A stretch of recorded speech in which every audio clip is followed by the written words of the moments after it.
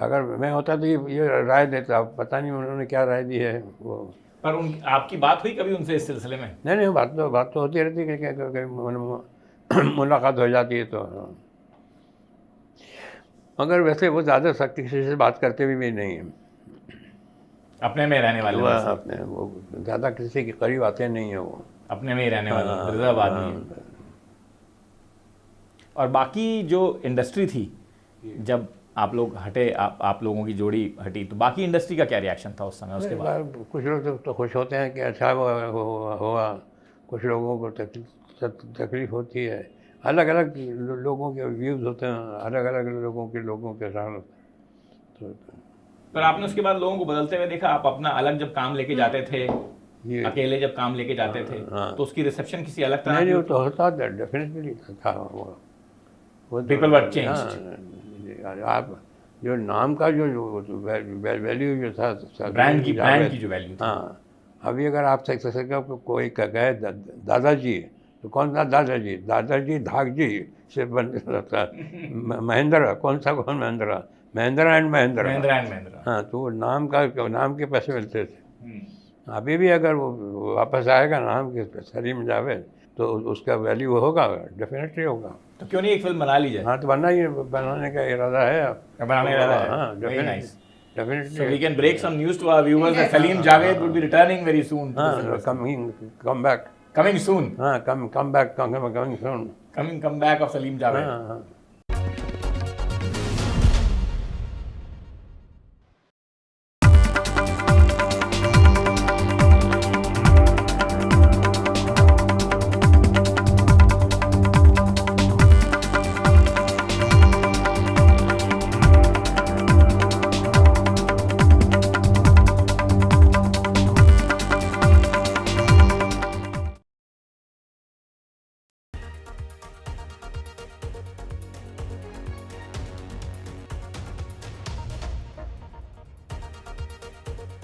You are watching the World 24/7 on the NDTV network. I'm Parmeshwar Bava. Let's begin with the top stories you need to know. Well, Israel has approved a United States brokered ceasefire agreement with Lebanon's Hezbollah, setting the stage for an end to nearly 14 months of fighting linked to the ongoing war in the Gaza Strip. But just as the deal was announced, Israeli warplanes kept up the most intense wave of strikes in Beirut and its southern suburbs since the war began. US President Joe Biden has called Israel and Hezbollah ceasefire agreement good news and expressed hope that the pause in more than 13 months of fighting will be catalyst to also end the war in Gaza.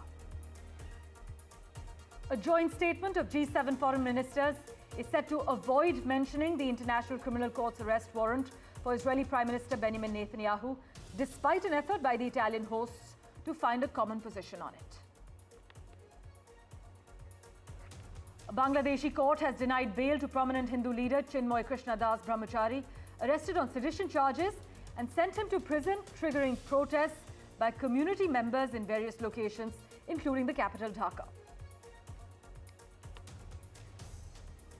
Australia's House of Representatives has passed a bill that would ban children younger than 16 years from social media.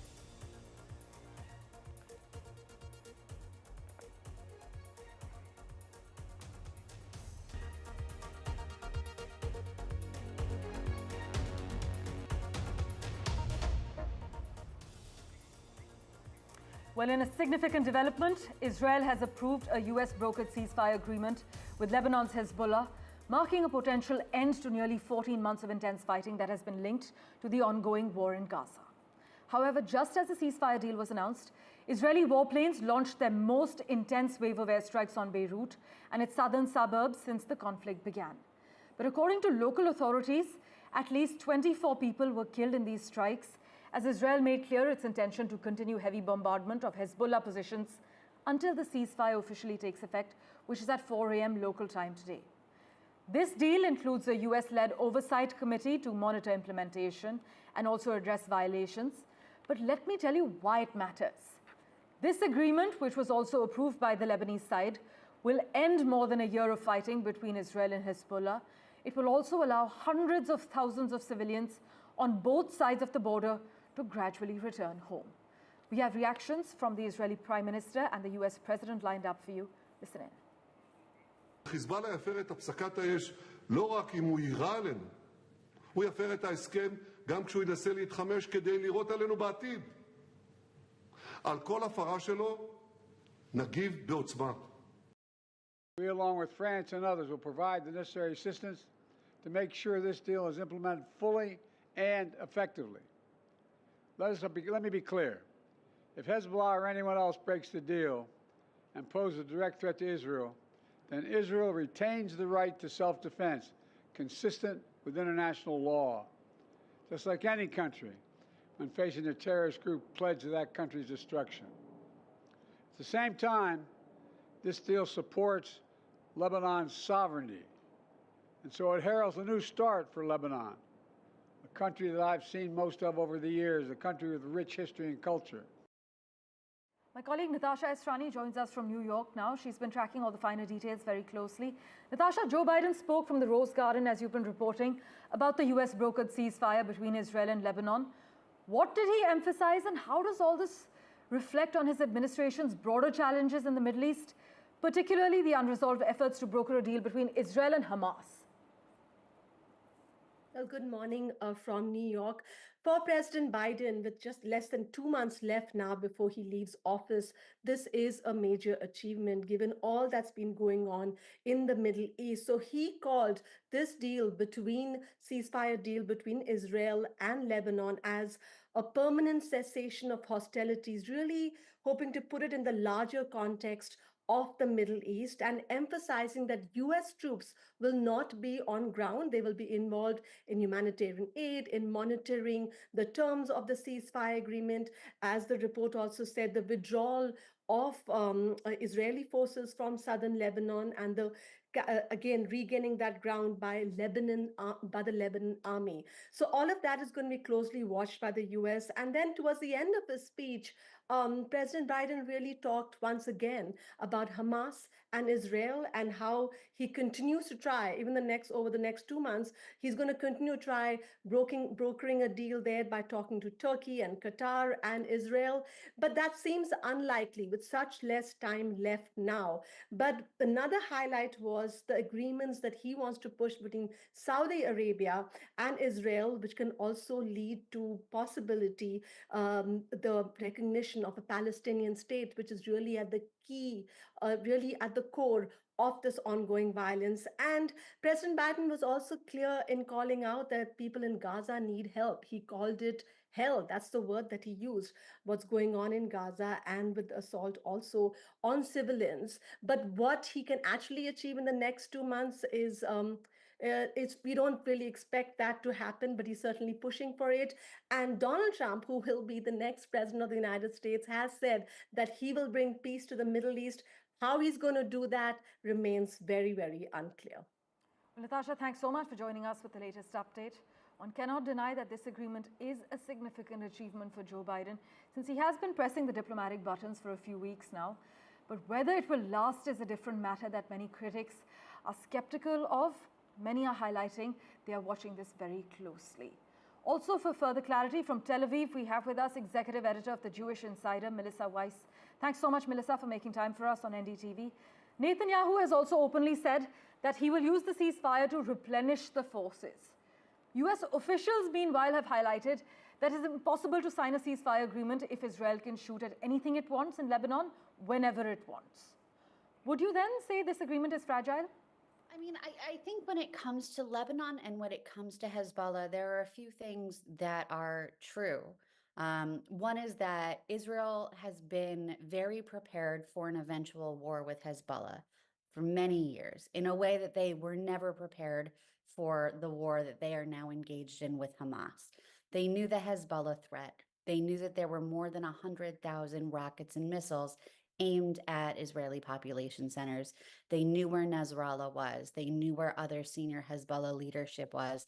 And they were able to go into Beirut, to go into southern Lebanon and take out these threats in very strategic, well thought out ways that took years and years to plan. Case in point, the walkie-talkie and the pager incidents. That's the kind of thing that does not just happen overnight. That takes a lot of planning. And so I have to think that there is a broader strategy at play here, and that Netanyahu deeply understands the risks of letting Hezbollah go of not removing Hezbollah from power.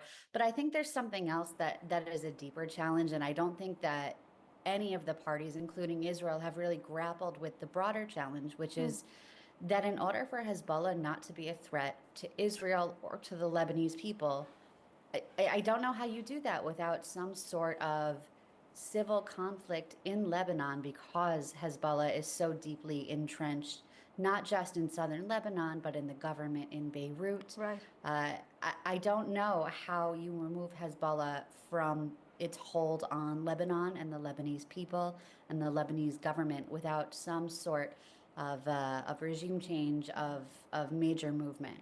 So I think there are a few challenges ahead, both for Israel and for Lebanon, and we'll see how it goes. Melissa, how do you see Iran in this new dynamic? I mean, that's a very good question. We know that Iran's foreign minister is headed to Europe on Friday, where he'll be meeting with the, not foreign minister, deputy foreign minister. He'll be heading to Europe later this week, where he'll be meeting with the deputy foreign ministers of a number of European countries. Iran is under immense pressure right now, having last week been sanctioned by the International Atomic Energy Agency.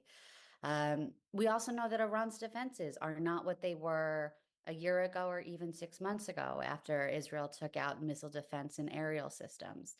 So the extent to which Iran could attack in a significant and sizable way is really, it's an open question, but it's one that, judging by Netanyahu's comments tonight, he does not feel particularly threatened in this moment. But things in the region, as you know, can change on a dime, and we could be waking up to an entirely different reality in the morning. Well, Melissa, thanks so much for joining us on NDTV. We will, of course, revert to you for regular updates as and when things move faster. In other news, a joint statement of G7 foreign ministers is set to avoid mentioning the International Criminal Court's arrest warrant for Israeli Prime Minister Benjamin Netanyahu, despite an effort by the Italian hosts to find a common position on it. Italy, which currently chairs the G7, said it wanted to try to forge a common position about the ICC arrest warrant at a two-day meeting it hosted, which has ended now. But a draft of the final statement, due to emerge from the discussions, which was actually reviewed by many local media organizations and world news agencies, did not directly name the ICC and its decisions. With that, let's turn our attention to the neighborhood now. A Bangladeshi court has denied bail to prominent Hindu leader Chinmoy Krishnadas Brahmachari, arrested on sedition charges, and sent him to prison, triggering protests by community members in various locations, including the capital Dhaka and the port city of Chattogram. Now, Bangladesh police have arrested Chinmoy Krishnadas Brahmachari on Monday. He's a leader of the Hindu group Samilita Santani Jot from the Hazrat Shah Jalal International Airport area in Dhaka while traveling to Chattogram. He was actually then brought here. Protests broke out demanding Mr. Das's release in different districts, including Dhaka, Chattogram, Khulna and Dinajpur, as per local reports.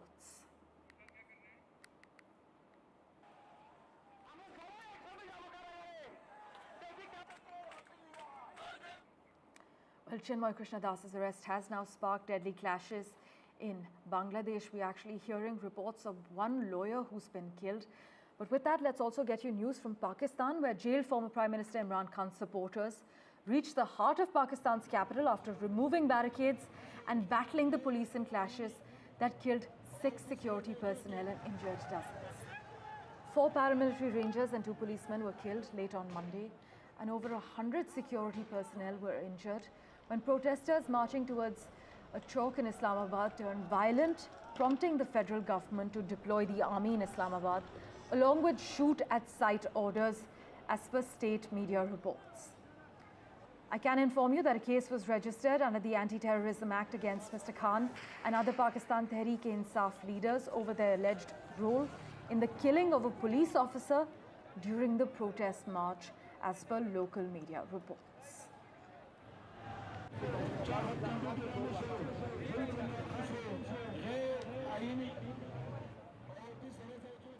For a quick update from Ground Zero, we have with us Mazhar Abbas joining us, political analyst from Islamabad. Mazhar, has the situation worsened in Pakistan? We are reading reports that highlight the Pakistan Army has been stepping in and issuing shoot-at-sight orders under Section 245? Now the situation is between what the federal government, obviously led by Prime Minister Shehbaz Sharif, they are not ready to give up. They are trying that, yes, they are worried about the situation, and they know that the situation can take any turn at any moment. So they definitely want that this political crisis be over. But as we speak now, it appears that both sides have taken the hard lines, although there are people on both sides who want and who are in contact with each other to resolve the crisis. But there are hardliners also. And apparently the hardliners are predominating in Tehreek-e-Insaf. And the moderate or people within the PTI who wants some kind of a compromise or some kind of a solution are on the back seat now. So, and similarly, the hardliners within the government and Pakistan Muslim League, they are very clear that if we, succumb to the pressure, then they'll celebrate it as their victory. It's a no-win situation at the moment, and hopefully in the next 24 hours or 48 hours, something dramatic will happen. And obviously, Pakistan, obviously the government has empowered the army also under Article 245 of the Constitution, that in case situation goes out of control, the army can act. Well, Mazhar Abbas, thank you so much for joining us with the latest update from the neighborhood. It is a tense situation in Pakistan as we speak, but here's hoping things ease out. Protesters in Pakistan have defied police warnings, as we are hearing, and been demanding the release of former Prime Minister Imran Khan. In fact, tens of thousands of citizens from across Pakistan, as you can see a glimpse of on your screens, descended on the streets of Islamabad with sticks and stones, is what we're hearing. With that, let's get you a quick update from Australia, where in a landmark move, Australia's House of Representatives has passed a bill that could make it the first country in the world to ban children under 16 years from using social media. The bill now heads to the Senate for final approval, but if passed, it will mark a significant shift in how the country regulates online platforms, aiming to protect young users from potential harms associated with social media use. But the major parties have backed the bill that would make platforms including TikTok, Facebook, Snapchat, Reddit, X and Instagram liable for fines of up to 50 million Australian dollars, that's 33 million US dollars, for systemic failures to prevent young children from holding accounts. The legislation, by the way, I must inform you, was passed with 102 votes in favor to just 13 votes against. Well, news and updates continue in a moment, right after this very short break. Don't go anywhere.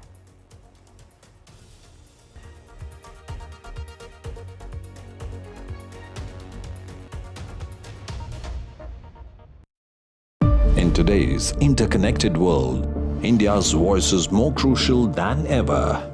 When India speaks, the world listens. At NDTV World, we are that voice, bringing you intelligent and insightful news from India and beyond. From geopolitics and diplomacy to economic shifts, migrations, tech disruptions, and the stories of our diaspora. We cover the news that shapes our global future. NDTV World, your new home for global news, is here.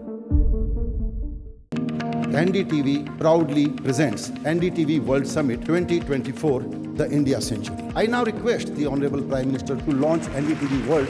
Prime Minister Narendra Modi's inaugural session at the NDTV Summit outlined his vision for the India Century, driven by aspirational India. हमारा प्रयास होगा भारत की century सिर्फ भारत की नहीं बल्कि पूरी मानवता की जीत की सेंचुरी बने. The summit brought together prominent global leaders, highlighting India's pivotal role on the world stage. Not just Indians trusting India's leadership, but the global South especially trusting India's leadership. Canada is concerned, I think There are some very specific issues. I think a lot of people know that. Permanent seat on the UN Security Council is something that should be India's right. AI is going to be one of the most important, drivers. It's a very exciting time for India, Indian cinema as well at a global level. NDTV World Summit was more than just a conversation.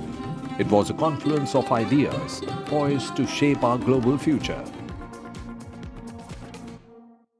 From interesting tech startups to industry-leading companies, politics, sports, culture, curry, cricket. Oh, there's so much to talk about. Like me, if you too thrive on interesting conversations, this is a show you cannot miss. Watch this space to know more about all matters and all people that make Britain what it is today. Out of Britain, with me, Radhika Iyer.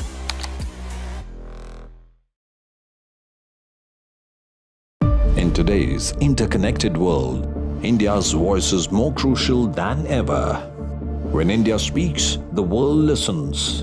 At NDTV World, we are that voice, bringing you intelligent and insightful.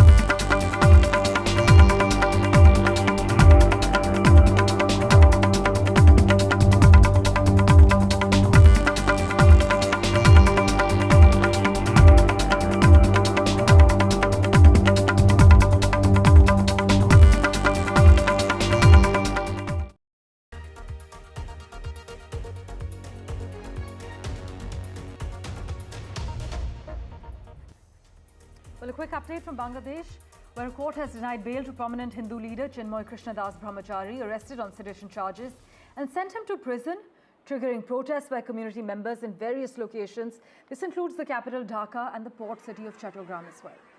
Protests have broken out, demanding Mr. Das's release in different districts like Khulna and Dinajpur, as per local reports. But for quick clarity from Ground Zero, let's go across to our guest who joins us currently from Dhaka. We have Mohammad Kamruzaman joining us, senior journalist. Thank you so much for making time for us on NDTV. Now, Chinmoy Krishnadas's arrest has sparked deadly clashes, is what we are reading. What's the state of affairs on Ground Zero at the moment? We're also seeing reports of a lawyer being killed amid these protests. Thank you very much for taking me. Actually, now the situation in the southern port city of Chattogram really very tense, because the young lawyer who was brutally murdered, and many pictures of that lawyer are very available on the social media, very decomposed picture, and people are so much agitated because of that picture. And many local media citing local sources reported that that lawyer, who was a junior government solicitor, was brutally murdered by the supporters of Chinmoy Krishnadas, who was detained, yesterday, day before yesterday, and produced before the Chittagong court. And there was a sedition case against that Hindu leader, but the court denied bail. That's why the supporters of Chinmoy was very much agitated in the court premises. But the incident of murdering a lawyer on broad daylight was very much unexpected, and people are agitated. However, one of the advisors of the interim government led by Nobel Peace Laureate Professor Muhammad Yunus asked the people to keep patience until the finishing of a proper investigation. Actually, there was no clear statement from the police who were behind this brutal murder. But according to local media, the supporters of Chinmoy was actually responsible for that murder. But until the completion of a proper investigation, people should keep patience. And the issue of Hindu-Muslim clashes may be propagated, and that may create further chaos in the whole country, and it may hamper the communal harmony that has been prevailing for many generations here. So people should act very carefully, and the law enforcers and concerned authorities should take the responsibility to conduct a proper investigation. On the other hand, the trial of Chinmoy sedition case should also be judged in a very transparent way, so that there is no question here that the minority Hindu people are in trouble here, because this issue may be propagated in a negative way. Thanks so much for joining us with the latest from Dhaka. In fact, we know that a probe has been ordered into the alleged killing, and the caretaker government has said that Chief Advisor Muhammad Yunus is directing law enforcement agencies to step up security in the port city of Chattogram as well. Thanks so much, Mohammad Kamruzaman, for joining us. Meanwhile, in other news, the United Nations mission to Afghanistan has reported that the Taliban authorities have arbitrarily detained journalists 256 times since taking control of the country 3 years ago. The United Nations is now urging the Taliban to ensure greater protection for the media. In response, though, the Taliban-led Foreign Ministry has denied the number of detentions, claiming that those arrested had committed crimes. But despite these tensions, the UN and its Human Rights Office noted that journalists in Afghanistan continue to work under extremely challenging conditions.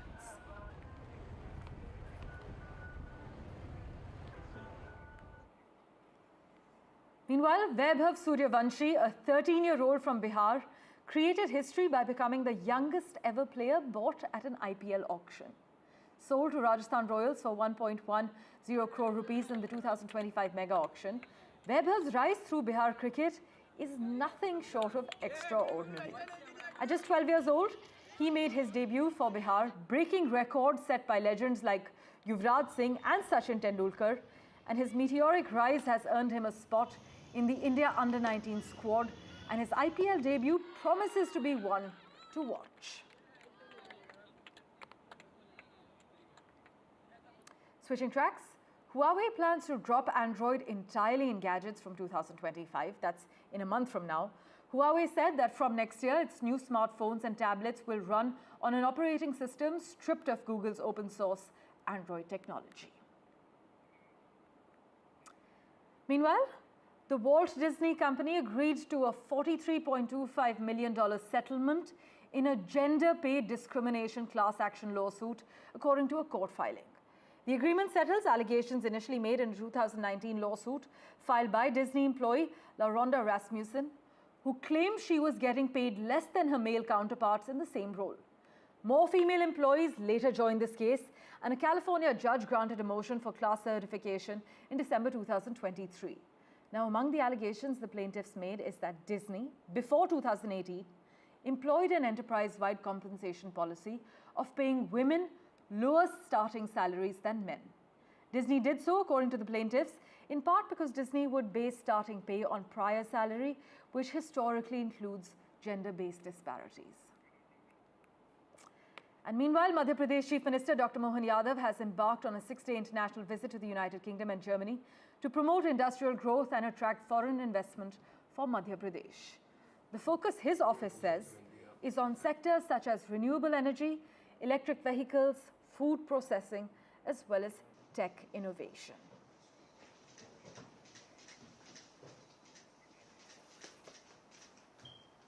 मुझे इस बात का संतोष है कि England के अंदर London में आज हम कल से आज तक जो मिल रहे हैं, बड़े पैमाने पे अच्छे उद्योगपति मिल रहे हैं, निवेशक मिल रहे हैं और टेक्नोलॉजी वाले लोग भी बहुत सारे मिल रहे हैं जो भविष्य में बहुत मध्य प्रदेश के लिए हितकारी होंगे।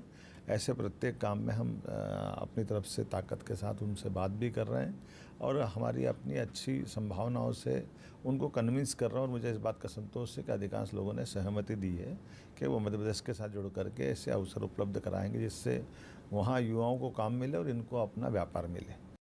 As always, thank you so much for investing your time and watching this edition of The World 24/7. We'll keep tracking the latest developments for you. Do stay tuned.